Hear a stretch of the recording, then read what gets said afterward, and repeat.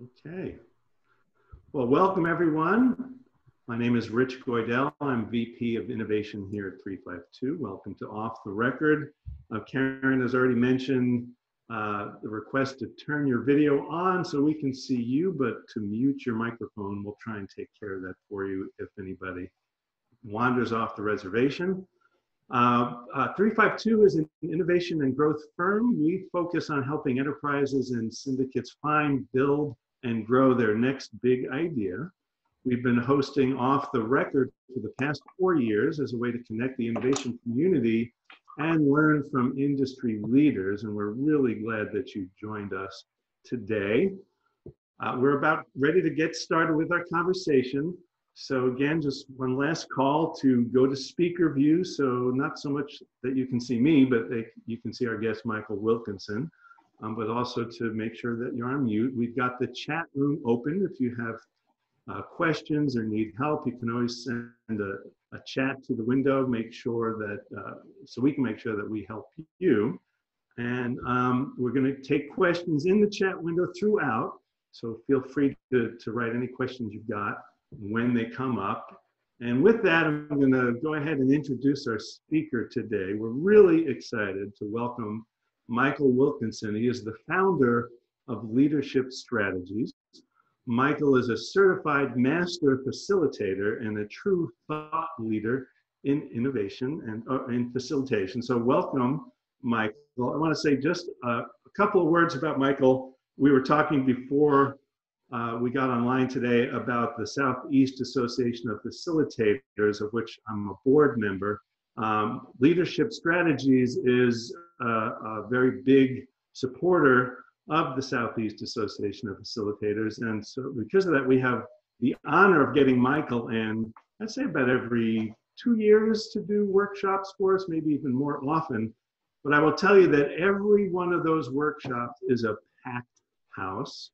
And Michael literally wrote not just the book on facilitation, but I'm not mistaken, 7 books on facilitation, which if you went into Amazon and looked them up, a little plug for them, I've read a few of them, they're excellent. So with all that, let's welcome Michael into the Zoom and we'll start asking him some questions. So Michael, welcome. Thank you so much for being here. It is my pleasure, Rich. It's always great for us to spend time together. I've had a chance to interact with Karen, who's a tremendous resource. So thanks for being a part of this. It's my pleasure. All right, great. Well, how about if we start at the very beginning with some of your background? And if you could talk to us a little bit about your journey to becoming a facilitator and a master facilitator. Ooh, nice. Okay, I'll go there with you. In fact, for those who don't know of me, if you were to look up in the dictionary the word affirmative action, you would see my face. No question. I am your classic project kid. I grew up in the projects of DC. To say we were poor would be an understatement. In my household, we had, or in my neighborhood, we had the term of one person would say, "We're so poor, we don't have any roaches." Well, in my household, we'd say, "Well, yeah, we're so poor, all the roaches have died because they have nothing to eat." So just overall different kinds of experience. But ended up getting was serving papers, remember paper boys, for the Washington Post. And the Washington Post offered any of the carriers could come down and get interviews with private schools. And so I went down and I got accepted at a couple of private schools, Phillips Exeter, and then one of the big ones, St. Mark's, one of those prep schools, creme de la creme. So we had the Loairs of Long Island, the General Patton's grandson, the Stacks of Greenwich, Connecticut. It was just an amazing class, graduating class of 50. And of course, I was the only black face in the class, to be quite frank, and did a study of grades and test scores. My senior year, the registrar gave me all the grades and test scores for my senior class, but he stripped off the names for privacy reasons. But Rich, he left them in alphabetical order. So finding Wilkinson was not too hard to figure out where I was on that list. And to say my test scores were the lowest in the class would be an understatement. They were so low, I clearly took someone's place. But guess what? I graduated 5th in the class. And so we say, was it fair that I took someone's place? No question, it was not fair. But was it fair that I didn't have the opportunities that others had so that I wasn't prepared? No. So for this kid, affirmative action actually worked. Went on to Dartmouth College, a great time there in the Ivy League doing that thing. And I came out as, I was someone who, my father had become a minister later in life, and I was here to serve. That was what I was here to do. And so I wasn't interested in making money for, making a lot of money personally. And I wasn't interested in making a whole lot of money for somebody else, certainly not. So I was wanting to be about impact. And so I came out with a 10-year plan to become Undersecretary of Housing Urban Development. So way back then, Rich, I was a planner. I had my strategic plan coming out of college. And so I'd gotten accepted to Harvard Business School and Stanford Business School. I asked both of them to give me a 2-year deferment. I didn't know which one I was going to. But on the way, really got caught up in the spiritual movement, got really in touch with who I am as a spiritual being, and actually had what I call my shower experience, where, I just heard a voice. If your most important relationship in your life is the relationship with me, how is going to Harvard Business School going to help you with that? Real interesting. My 10-year plan just absolutely got upended. And really learned, I went through a 6-month faith walk where literally quit my job, told Harvard and Stanford I wasn't coming, and was just going to be guided by whatever I needed to do. Well, I learned a really valuable lesson, which is ministry means to serve. And we are all called to service. And what I've learned over the years is facilitation is my area of service. Each of us have been equipped by our Creator with all kinds of skills, and also equipped with all kinds of passions, things that we're passionate about. And then we have areas of service where we can be of real help to people. And if you take those 3 circles, the circle of service, the talents, and the passions, and put them together, that center circle where they overlap is really a unique place. And I really I've found my unique place. I mean, I am thrilled with the idea of, and for those who've been in the facilitation world, facilitation works. And when I say it works. Meaning when you get a group of people together, the people who are impacted by our decision, involved in creating the solution, right? Those who know, you get better solutions, often faster, because through facilitation, you have great techniques for dealing with group dynamics, great techniques for getting people to agreement. But the most important piece, so better decisions, often faster, but with higher levels of commitment to making it happen. And that's the key that's often missing in meetings. You get what we call false consensus, people seeming to have said yes, of course, until the meeting's over, where they really are telling you what they really think. Or you got all these arguments happening in meetings where you don't get productive stuff happening, or you get people coming together without a clear purpose, without clear products, all kinds of negative things happening because we really don't understand some of the principles of facilitation. So my first book, The Principles of Facilitation, was part of that. What's interesting though, coming out of Dartmouth with a math degree, if you can believe that, here I am a technician, a hard technical, and I started out in programming and was a programmer, and then a designer of programmers, then a business analyst, developing what the needs were, then a systems planner, planning for systems, and then over a course of 14 years, planning for business. So I went from ADP for 6 years as a technical consultant, then 8 years with Ernst & Young as a business consultant, and then started leadership strategies, because those last 2 years with Ernst & Young got involved with facilitation and could see it and saw it, and left them in 1992 to start Leadership Strategies, the facilitation company. Rich, world headquarters was our second bedroom, right? But today, it's just amazing. It's a blessing when you're doing what you love. Yeah. So we're the largest provider of professional facilitators in the country, with over 600 facilitators on a contract. As you mentioned, written 6 books on facilitation. We have trained 28,000 people in facilitation skills, have 13 courses in facilitation. It's crazy. So what was the light bulb moment that you had, if there was a light bulb moment that said, well, I want to leave the tech world, let's say, or that world, and move into what facilitation is truly all about? And as you think about that, If you were to say what a facilitator is, what is that all about? How did you make that pivot? Let's go with the first question first in terms of, was that, as you called it, the light bulb moment. And I bet you many people on the call have had the light bulb moment. And let me describe it to you. It's the light bulb moment happens when you do something and you do it really well. And people say, wow, that was done really well. And you go, and for me, I was in a meeting. This was my 4th year at Ernst & Young. I was with a vendor and we had the client there, and the vendor was describing their needs. The client was asking questions. The vendor wasn't giving answers, going around. I finally stood up and said, let's slow this down here. Why don't we first list all the questions we want answered? And then just to focus it a little bit, why don't we take them one at a time? And then once that's answered, we'll move on to the other. And if it's okay, if we seem to be going off the reservation, I'll pull us back in. And if people want to add other questions, let's do that. So I stood up and started because I just got frustrated watching this happen. At the end of it, the client said, wow, you facilitated that meeting well. I said, I did what? Yeah, I hadn't heard the word before. How you facilitated? And it's like, well, what's facilitate? Well, no, you've just really managed a group and so on. You're really good at this. And here's the thought we all have. Isn't everyone good at this?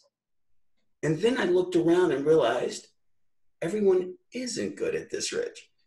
That I really have been gifted with some interesting gifts. And if you think about it, there's a process side to facilitation. There's a people side to facilitation. And then there's a communication side to facilitation. And those 3 things were things that I actually had gifts for. And it was really a unique combination of being able to show people how to do these things and how to do them well. So that's how I got into it. Did that answer that question, Rich, in terms of, it was that aha moment, and then started doing it, started showing other people to do it. And then when it was, as one of my clients said to me, Michael, you're not really a technical person. You really aren't. You really need to be doing what you're really good at. And what he was really telling me, Rich, I was a lousy technical person. But he was telling me in such a way, he facilitated me changing my career, which is great. So as a facilitator, then you're a master facilitator. Ew. What is the difference? What does that progression look like from becoming someone, and I'll say I had a similar light bulb moment when I ran a meeting because the CEO was out and someone said, you're running the meetings from now on. Wow. So it was like, I knew nothing about it. I had to progress through learning more and more about it. What does that progression look like? And what is the mastery part of it? How does all of that work? There you go. And so let's talk about, because many people, most people in business do something around running a meeting. And there are lots, when I say lots of okay facilitation going on.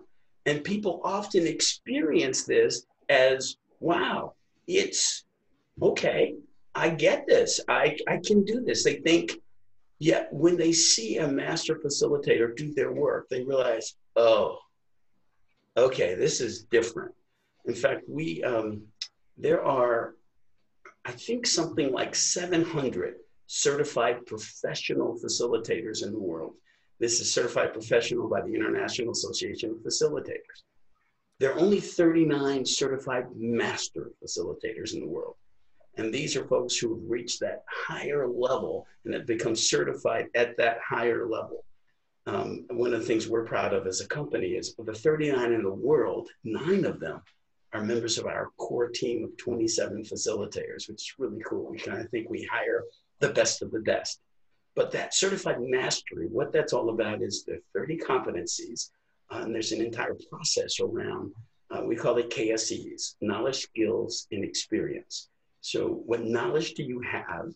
You have to demonstrate knowledge. What skills do you have? You demonstrate the skills. And what experience do you have? So the KSEs are what makes up. And it's, in effect, the International Institute for Facilitation that certifies people at the mastery level. It's a pretty impressive certification. You've got to be ready for it. And most people self-select and realize, I'm not ready for that. But when you are, it's a great path to be on. Yeah. I see the question from Susan about facilitate, process, and what's the third? And yes, communication. Thank you, Sarah, for that answer. The ability to actually, and if you think about it as really, it does take process skills. It takes group dynamic skills, being able to manage a group and manage a group well. But then on top of that, not only being able to manage a group, it's about engagement and how you engage and really get people excited, interested, and so on. So if I had to say the three, it would be the process, the group dynamics, and the engagement skills that make facilitation pretty amazing. Yeah. So what is it about those three things then, if you think about it, that people get sometimes wrong when they don't have facilitations? Oh, nice. Well, you know, and that's great, Rich. Dean, for you for a question. And so I'm gonna separate two terms. You're getting me excited, you can tell. I want to separate two concepts. Many people, and I'll do it by way of a story. This is great. So the Morehouse, the board, I had a chance to facilitate the board of Morehouse. And let me tell you, who's on the board of Morehouse. And so it is the African American elite. So you had Maynard Jackson, former mayor of Atlanta. You had Leon Burnett, who is the noted Black historian. Bill Cosby, bless his heart, Bill Cosby. You had Spike Lee, all a part of, so this amazing board of folks, and of course, business people and so on and so forth. And anytime any one of them spoke, it was like they were preaching a sermon. My brother's in Morehouse, what I think we should do. And so herding those cats was at the end of the meeting. Maynard Jackson came up to me, and if you knew Maynard, he would speak just like this. And he said, you know, Michael, you're a pretty good facilitator. In fact, you're probably the best I've ever seen. Most facilitators, they're just charlatans trying to steal people's money. But you're good, young man. You're good. I'm going to call you one day. I'm going to call you. And sure enough, when the conversation was over, I didn't know if that was a compliment or an insult, right? In terms of, but what he was saying was that many facilitators he experienced were just, in essence, they were meeting managers. They were just managing the meeting. They were setting up the room, talking about the objective, giving the ground rules, and then letting the group go at it. And when someone was taking a little more time than they should, they would jump in and they would call for the breaks. But really, it was about the group doing its work, however it did its work. So they were managing the meeting.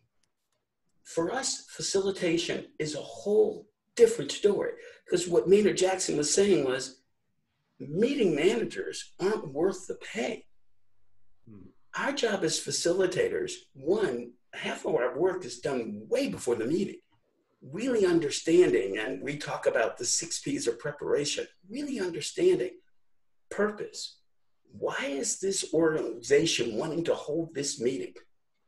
Products. What are the key products they need to get out? And we break the products out into 3 things: hand, heads, and heart. And let me just give you an example so it's clear. Rich, if you said, Michael, 532, we're going to have a meeting coming up, and I'd like for a team building meeting for my team. I go, Rich, what's the purpose of that meeting? Well, I just need my team working better together, knowing each other, and feeling more like, you know, Michael, a team. I said, wait, Rich, well, when the meeting is over, what do you want them to walk away with? What are the products you want out of the meeting? And Rich might say, Michael, help me understand. What do you mean? Well, think about it as the 3 H's. Rich, what do you want them to walk away in their hands? What do you want in their hands when the meeting's over? Rich, you might say, well, I'd like for us to have a team vision. That'd be great. And maybe some team norms for how we're going to work together from this point. And maybe something that explains, hey, if someone breaks a norm, what we're going to do about it. Cool, that's great, Rich, I got that. But what do you want them to have in their heads? I'm like, what do you mean? Well, what do you want them to know that they probably didn't know before the meeting started? Well, one of the characteristics of a great team. What are those characteristics, and how do we compare to that great team? And what are the things we have to work on? Cool. Hey, got that. Anything else? Excellent stuff. And so, Rich, the third H is, it stands for heart. Okay, Michael, you're getting soft on me. No, Rich. What do you want them to believe that they may not have believed before the meeting started? Well, I want them to believe that if we do these things, we're going to be a great team. I want them to believe that it's important for each of us to stay committed to this. Well, Rich, you can imagine, once you understand purpose and product, wow, you can create a process to make that happen. And so we say we are masters of engagement. If we understand your purpose and product, we can create an experience for your participants, highly engaging, highly interactive, but produces that purpose and product. But guess what? If we misunderstand your purpose and product, we're going to create a great interactive session that creates that purpose and product. So we spend a lot of time with clients really understanding. And so to go through those 6 P's quickly and give it back to you, Rich. So purpose, product, then participants. Who needs to be in the room to create those products so we achieve that purpose? Then fourth, probable issues. Now, what are the issues that will likely come up or will likely need to be addressed so these participants can create those products so we achieve the purpose? And then what's the process we're going to use in order to address those issues, create those products, and have the participants achieve the purpose? And then finally, if it's a live meeting, it's about place. What the place needs to look like, all the logistics. If it's a virtual meeting, it's all about platform. How are we going to use the platform to maximize engagement to achieve that purpose, go through the process, and so on? So we call those the 6 P's of preparation. Purpose, product, participants, product, issues, process. Thank you, Karen. Platform in place. Excellent stuff. Well done. Hope that's helpful, Rich, in terms of, so that's what gets me so excited about and what a facilitator does. And that's just a preparation. Then we could talk about how do you start?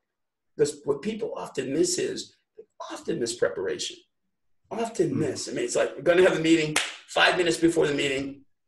What are we going to talk about? What are they doing? They're building an agenda. And we say, like, oh, stop. The agenda, that's fifth on the list, right? It needs to be informed by purpose, product, participants, probable issues. So if the first thing you do when you're thinking about a meeting is to create an agenda, and you already have started the meeting off wrong. Now it's time to start the meeting. And we do lots of executive work, be it strategy, executive teams, and so on. We know when executives walk in the room, they want to know 2 things. Why am I here? When can I leave? Right? That's what they want to know. Why am I here? When can I leave? So we start every meeting out the same way. The purpose of this meeting is yada, yada, yada. When we're done, we're going to walk away with yada, yada, yada, yada. Now we've answered their 2 questions right from the very beginning. Purpose and product. This is why we're here. We can walk away when we've done these things, when we've created these products. Everything else in the room is about those 2 things. Right. Cool stuff.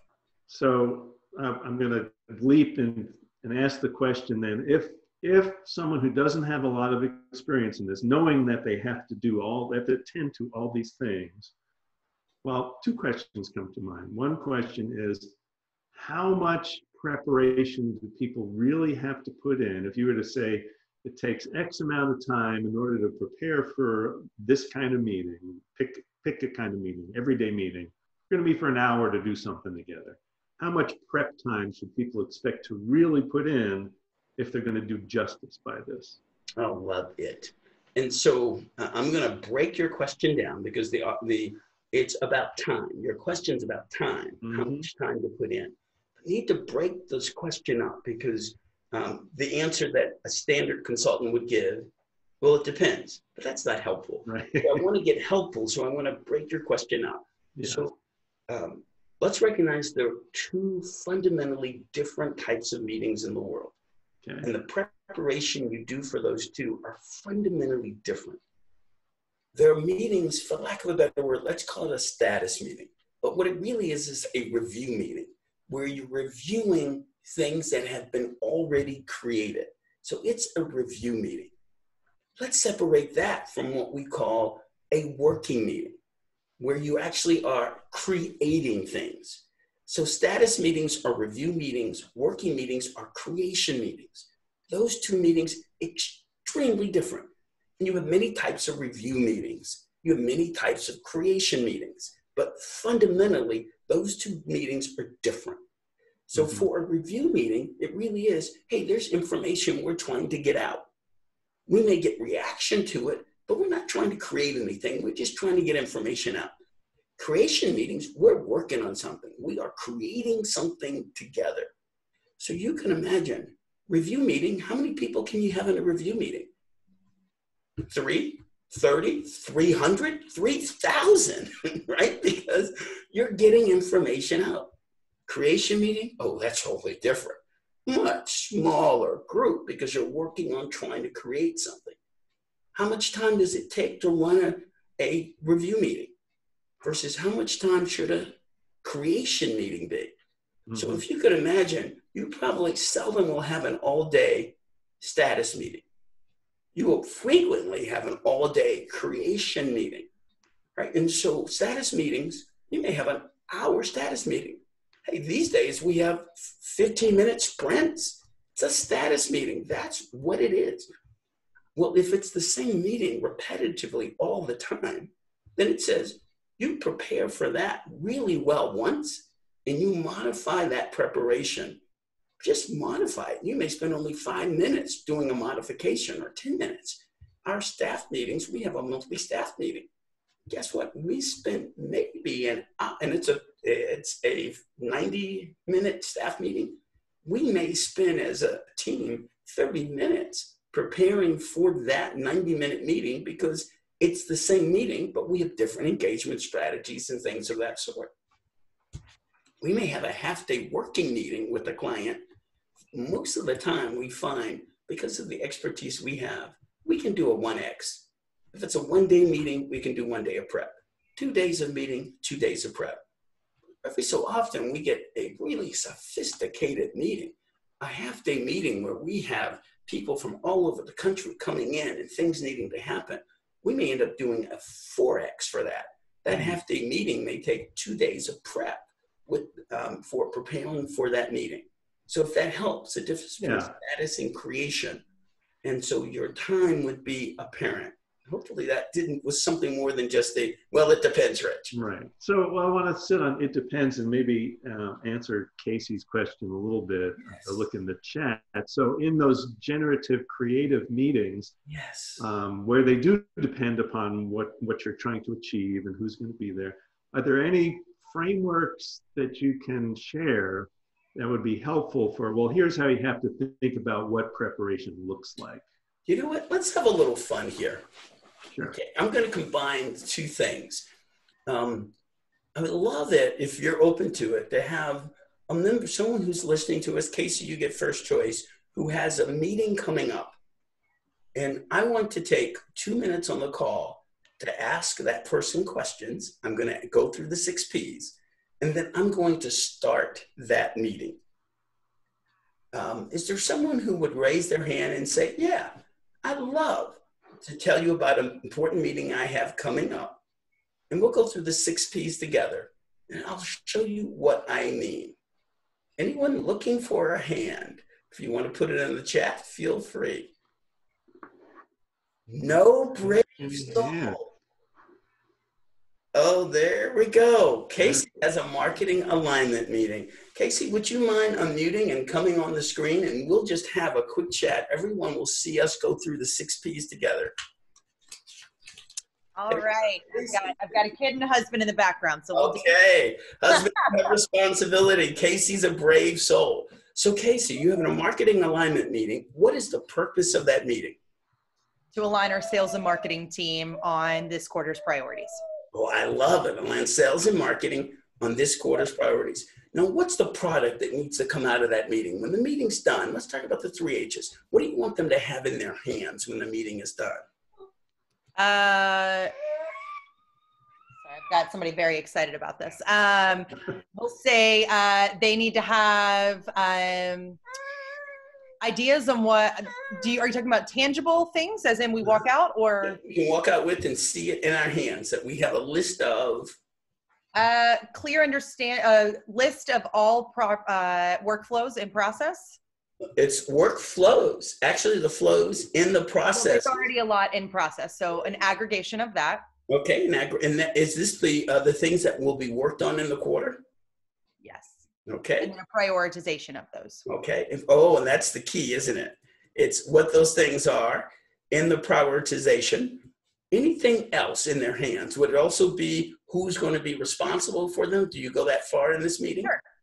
Okay, and the who, and timelines as well. Yes. Okay, so is that the key thing they're going to walk away with? Anything else they're going to be able to walk away in the hands? We have agreement on. Hands, that's the physical thing, we'll say. Okay, so what do you want them to walk away with in their heads? What do you want them to know that they didn't know before the session started? Clarity and focus on what's most important. Clarity and focus, for them to have focus, and as well as, and then it also is, and then in their heart, what do you want them to believe that they may not believe before the session started? That's a hard one.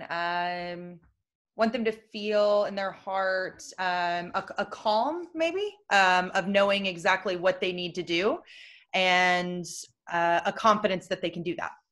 And a confidence that we can actually get it done. This is cool. Thank you for that word. And then who's going to be in the room? How many people on sales and how many people from marketing? Got 2 marketing, 2 sales. 2 marketing, 2 sales people. Anyone else in the room? Just the 4?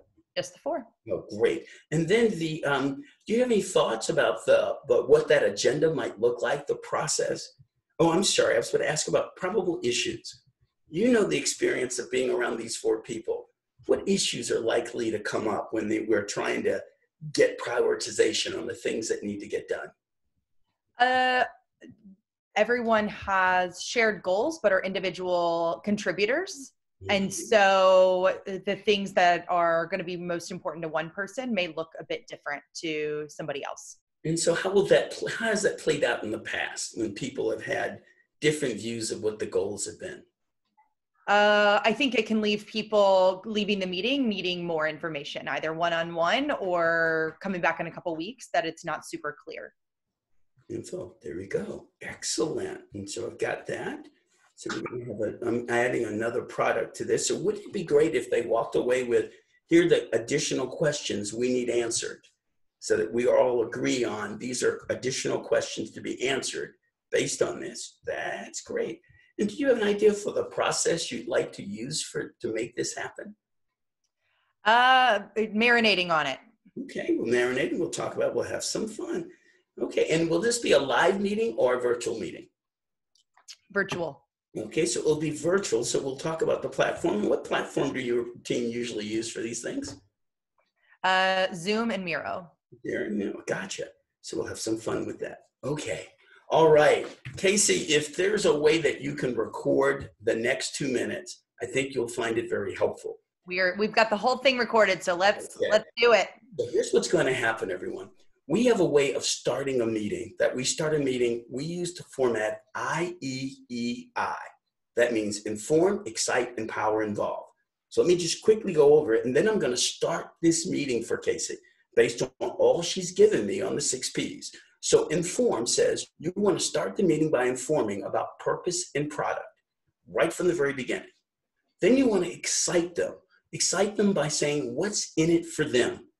And the key that we've learned in our model to excite people, if you as the leader of the meeting use the word you in your at least 4 times, where you are explaining what's in it for them to get this right, it makes a huge difference because you're speaking in their language. You'll either be speaking about their pain or you'll be speaking about their benefits. Just if you focus on you and your in that excite phase. Then empower means, what are they being asked to do? What role? Are they making recommendations? Are they making decisions? And then involve. And let's get them involved right away in those first 15 minutes. So we say IEEI, inform, excite, empower, involve. Casey, I'm about to start this meeting. Good morning, everybody. Really appreciate you taking the time to be a part of this session. As you know, the purpose of our marketing alignment meeting is to make sure we all walk away with clarity of what's important for the next quarter. So we need to focus on, when we're done, we need to walk away with several things. 1, sure, it's great to create this brainstorm list of things we could do, and we'll do that. But what's most important is that we decide the ones we will do. That we are real clear, all four of us, is that over the next quarter, if we focus on these few things, it will have the highest benefit to us as an organization. Now, for me, this is exciting because I suspect every day you're wondering, is the other side doing what you need them to do?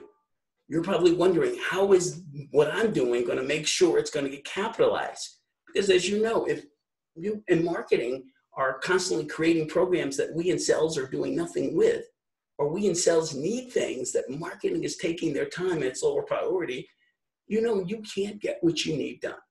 So by doing this meeting and doing it well, we can all walk away clear that we're getting what we agreed on, and we can hold ourselves accountable to help move the organization forward even further, so that everything you're doing is aligned with what we are all doing to make a difference. Now, it's in this meeting, you have one vote, as each one of us do. So we will be making the decisions for us in making it happen. Before we get started though, I want to make sure that we don't waste our time on anything. I want to make sure that we're spending our time on the most important issues. So we've been doing this quarterly. You know what works and what doesn't work. So love to hear right up front before we do anything, what are the key topics you want to make sure we hit on as we go through this prioritization and alignment process. So think about things that have happened in the past. Think about where we are right now with the coronavirus and everything else happening in our environment. What are some of the key topics you want to make sure are on our list? So why don't we get me started, Casey? We'll go around the room. Let's do it. End of role play. So just went through IEEI. Thoughts, Casey? Did you feel the inform, excite, empower, and involve? I did. I just dropped in the chat. I'm just going to play that recording on Monday. I'm not even going to try to recite it. I'm just going to play it. No, I thought it was really good. I love the authenticity of saying, making it, we want to make sure we're focusing on the most important things. I think people appreciate that, right? Their time is precious too. And the shared voting, I think those are small things that are implied, but not always called out explicitly. And so that was, it was good. And even with familiar groups, I think it's helpful to do that. Sometimes it feels too formal to reintroduce those, but I thought it was, as you were talking, I was ready for the meeting. So, okay. And the real point is, hey, you and I spent 2 minutes, maybe 3 minutes. You were preparing me. The big piece that was missing in what you just saw, and I didn't do and haven't done yet, is, okay, how am I going to engage the group in the agenda to make all these things happen? So I just spent 2 or 3 minutes with you understanding the 6 Ps, but now I need to spend an hour, 2 hours thinking about, here's the agenda. So I'm going to use polling for this. I'm going to use a whiteboard for this. I'm going to use dump and clump for this. I'm going to use rotating flip charts for this. So inserting the engagement strategy so that it isn't the classic meeting, question, answer, question, answer, question, answer, put me to sleep. I'm so tired. Oh my God. The same thing over and over again. So we want to use the engagement and interactive strategies to really make it a dynamic meeting. And you've done well when you're in an hour-and-a-half meeting and people go, oh my God, the time's up already. They had no idea because they were engaged the whole time. And just a quick tip, when we teach our face-to-face courses, we plan it, we insert it, engagement every 20 to 30 minutes. Face-to-face, every 20 to 30 minutes, we have real live engagement. Virtual, cut that stuff in half. It's every 10 to 15 minutes, you've got to get them engaged. So if it's an hour-and-a-half session, an hour and a half, you can say, even at the 15 minutes, that's 6 engagements. Now let's say the beginning is an engagement, the end is engagement. So you've got to have 4 things people are doing to keep them highly engaged and interactive. So it's planning for virtual meetings. People often think, well, it's virtual. I don't have to plan that much. Oh, stop. It's virtual. You have to plan more. And so we talk about with each agenda item, the key thing is to answer the question, what are the virtual details? So if with your agenda, I'm going to make it up, Casey, it might be, hey, first item on the agenda, it's getting started. We did. We got their key topics. How are we going to get their key topics? Hey, you know what? We'll create a whiteboard and have people type in what they want to cover. Great. Now that's our virtual details. Now, first thing we're going to do is review performance from the last quarter. What did we say we were going to do? What did we do? What was the impact? What's our engagement strategy? Well, we might say that, hey, we're going to review what has already been laid out and have a column for each person to grade it on a 1 to 5. 1 means not done well. 5 means done excellently, got it all done. Each person will have their column. On the count of 3, we'll all put our numbers in, and then so that's how we're going to engage them that way. Next agenda item, let's brainstorm potentials for this, and so on and so forth. So each time asking, what is going to be the virtual details? Because here's what happens. If you don't know what the virtual details are going to be, you're going to make it up. And if you're making it up in the meeting, guess what? It probably won't be very engaging. So we say it's not enough to have the agenda. You have to have the virtual details. How are you going to engage people around the virtual platform in order to pull the information out?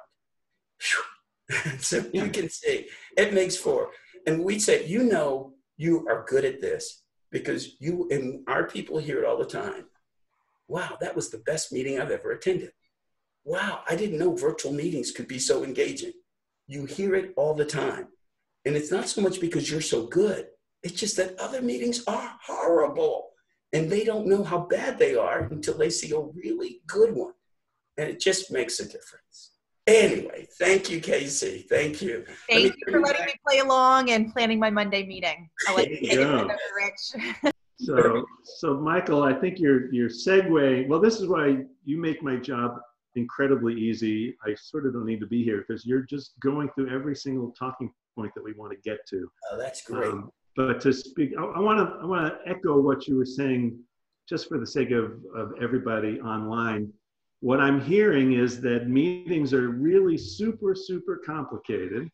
That what really happens when you don't know how to facilitate meetings is you act implicitly about everything that should be made explicit. And there's an entire process of just creating an entire meeting that needs to be attended to, and you've outlined a lot of what that process is about really nicely for us. So thank you for that. And I want to shift us into the online world a little bit. You were talking about engagement strategies and how to think about that and how often you need to really be conscious of engaging people.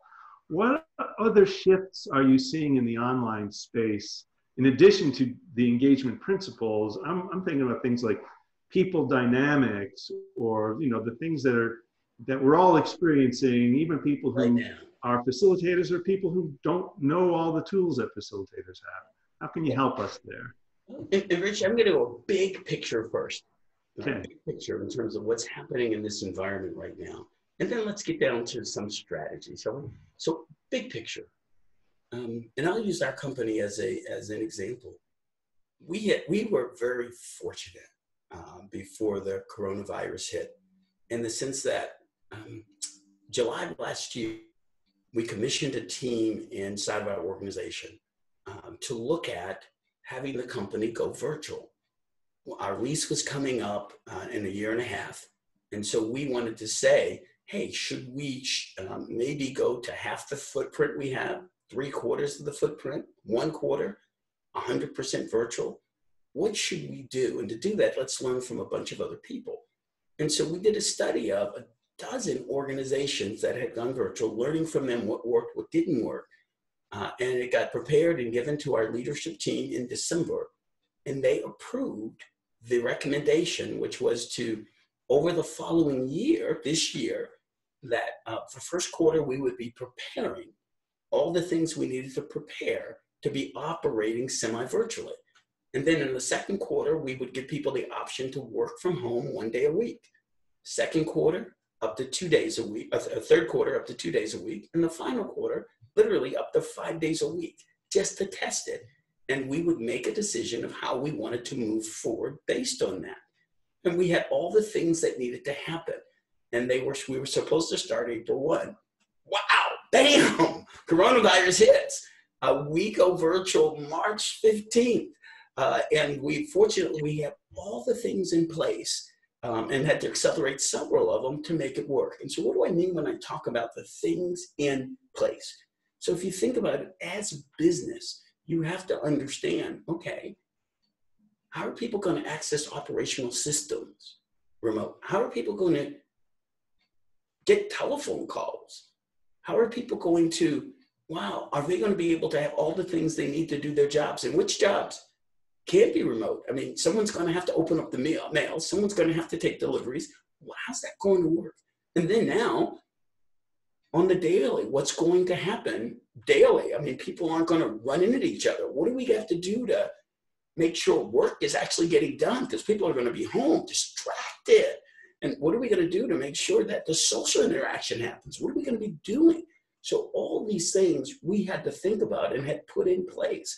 So Slack and Zoom and making sure that we actually put in, we had not been a lean shop at all.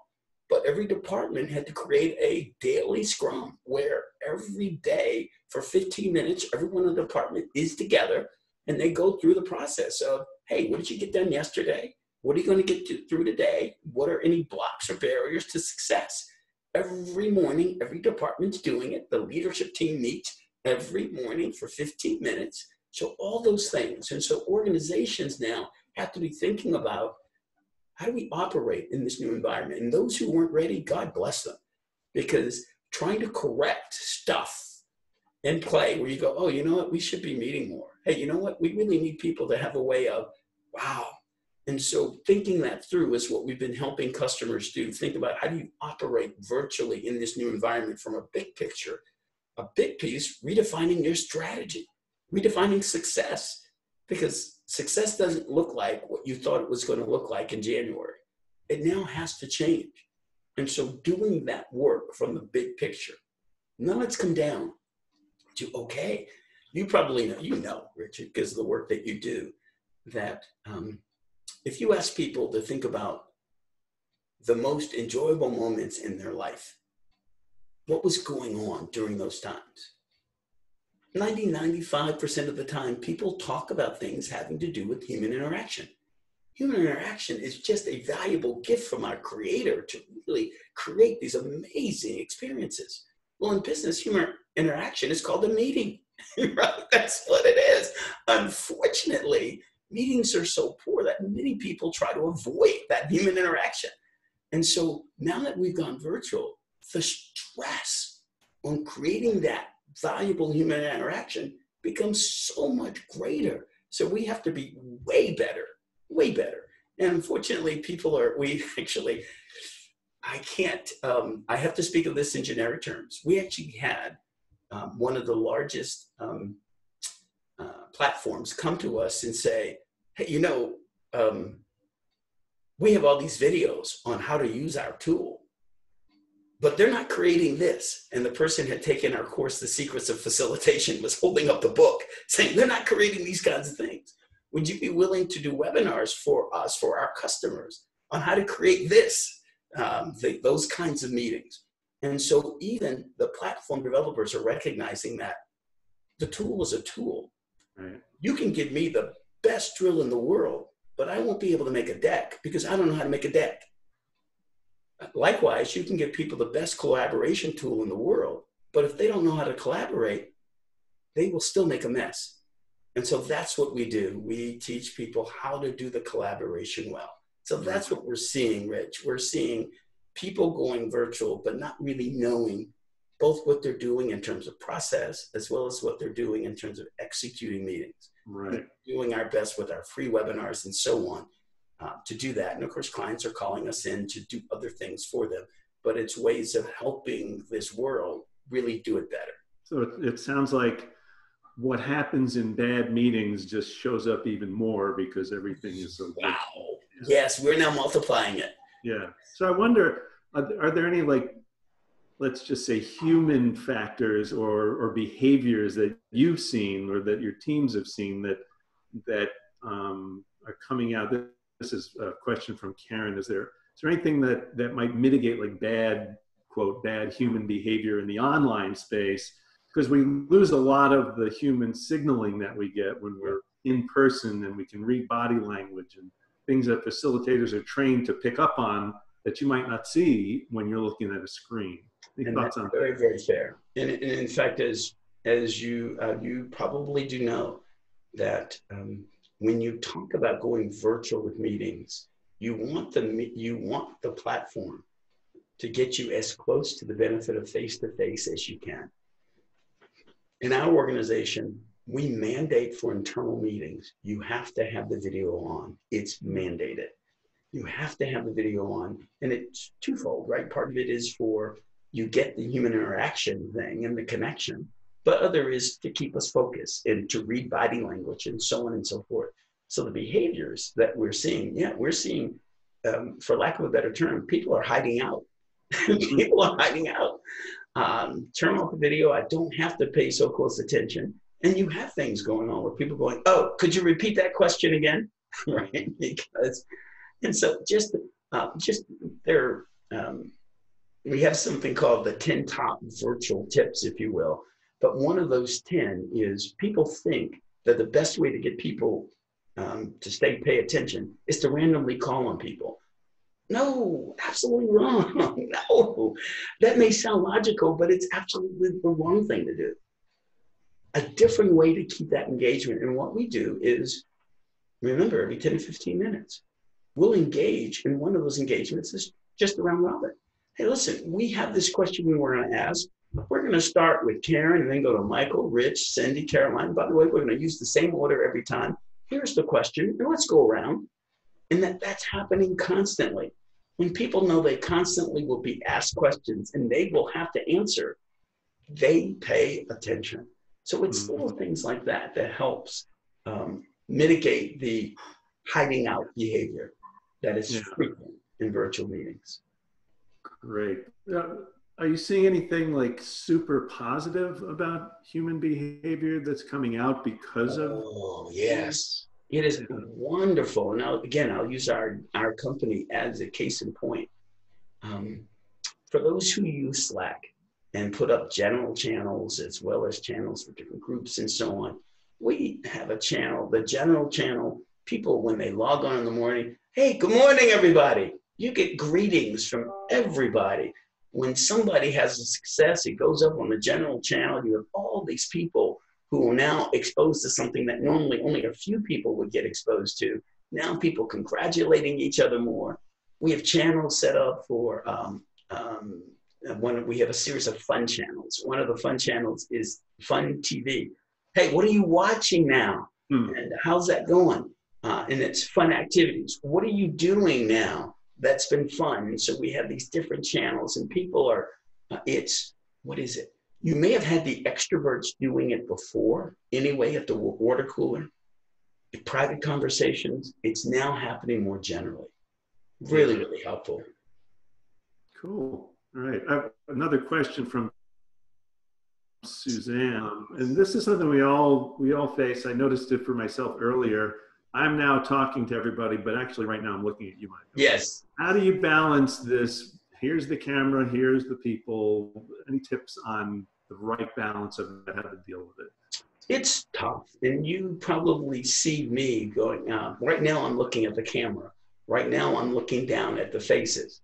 It's really important, if you can, to have the camera as close to your screen as possible, so that absolutely you can look away, look at pictures, look at the figures while it's going on. If you were to see my setup here, I have this huge screen where I can actually see and experience. It's just helpful. But Susan, I agree with you that balancing between interacting with the camera, interacting with people, and seeing and observing behaviors. But as I wanted to imply, just as we do when we're doing face-to-face, what we use the engagement strategies to get people engaged in doing things. And that allows you now, as the meeting leader, to focus on them and watching them as they're doing it. Right. You're not the star of the show. You're not the star of the show. One of my favorite engagements is called a 2-minute collaboration, where if we had in this room, for example, it looks like we have about 25 people engaged in this. What we would do is we'd break up into teams of 5. And we'd say, okay, well, here's a question we want to ask. And team 1, would you take this question? You have 2 minutes to come up with the answer. We're going to be all listening in. And then at the end of the 2 minutes, team leader, would you give us your answer? So that 2-minute collaboration where we get to observe and watch and so on really helps. But Rich, back to you. All right. Well, thanks for that. I think we have time for one more question. This is a pretty broad one. I'm not sure you can answer it quickly because we're about at time. What is the pivot point between where you can handle a meeting on your own or when you need a facilitator to come in and help you? Oh, got it. And pivot point between having a facilitator and not. And believe it or not, it's not about numbers, right? It really is about content. Because it says, so as we ask the question and we talk about the 10 reasons to hire a facilitator. So if it's content that you're vested in, you may want to consider having a facilitator do it, of someone outside of your team, because you're invested and you want to push things a certain way. If it's high emotions around it, if it's high stakes, this is a win or we are betting the company on this, you may want to, hey, you know what, if it is a relatively large group, we go, if it's consider 12 people, cool, we can facilitate 12 people. As you get into the 20s, it becomes much more challenging and you will find yourself managing the personalities more than managing the content. But professional facilitators are known to be able to do that and do that well.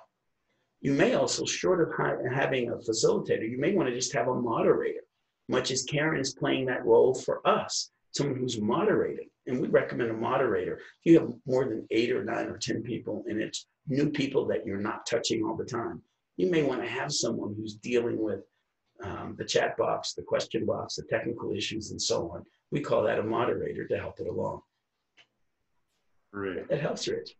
All right. Well, we're at time. So on behalf of everyone on this call, thank you so much, Michael. It is always great to hope it's been helpful. You. Yeah, well, I know it's been helpful to me. I know it's been helpful to Casey. I'll vouch for it's been super helpful to everybody else. So thanks again for the time. And for everybody on there, on the call today, we're going to be posting this to YouTube as well and sending the link out along with a recap. So you can review it, share it with friends, spread the word about facilitation. That would be great on behalf of, I think, the entire planet. And also a call out for next week, we've got Alex Gonzalez, who's Chief Innovation Officer at the Metro Atlanta Chamber, this coming Tuesday, the 21st. Alex is going to Alex brings great insights to us about the future of innovation in Atlanta. So we look forward to seeing everybody there. And again, to you, Michael, thank you as always for bringing the gift of facilitation to everyone. And I hope everybody has a great, safe day, and let's continue soldiering on. Thanks, everyone. Take care. Thank you. If you want to. All right. Michael, thank you. My pleasure, my friend. That was